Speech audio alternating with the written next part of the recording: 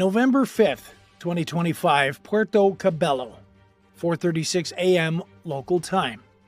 A Venezuelan Navy patrol squadron left Puerto Cabello under strict radio silence. 4 boats, each armed with 12.7mm heavy machine guns and Soviet-era 73mm launchers.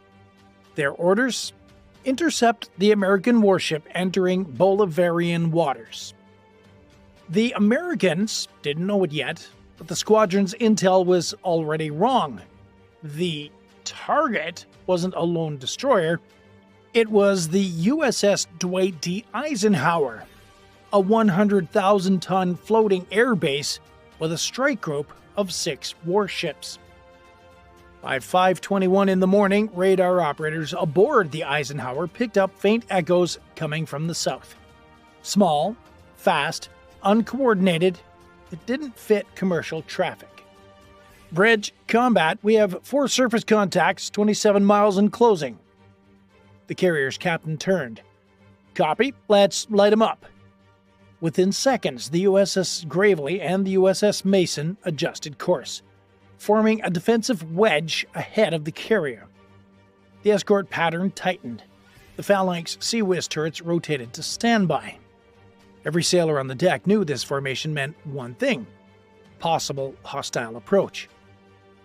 The Venezuelan lead boat, Naiguata 23, pushed its throttle past 40 knots. Its captain thought they were chasing an American destroyer running solo.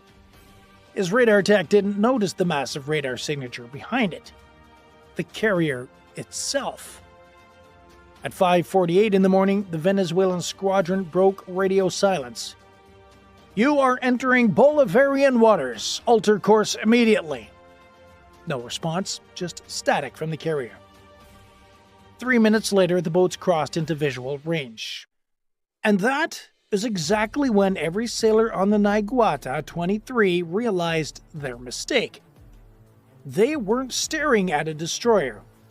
They were facing a U.S. aircraft carrier, backed by a fully armed strike group already locked onto their position.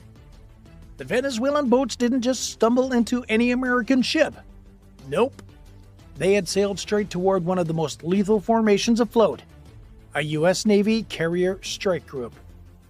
At the center, the Dwight D. Eisenhower, call sign Ike, nuclear-powered, 4.5 acres of armored deck, and carrying nearly 70 aircraft. To her crew, she's a floating city. To anyone dumb enough to challenge her, she's a storm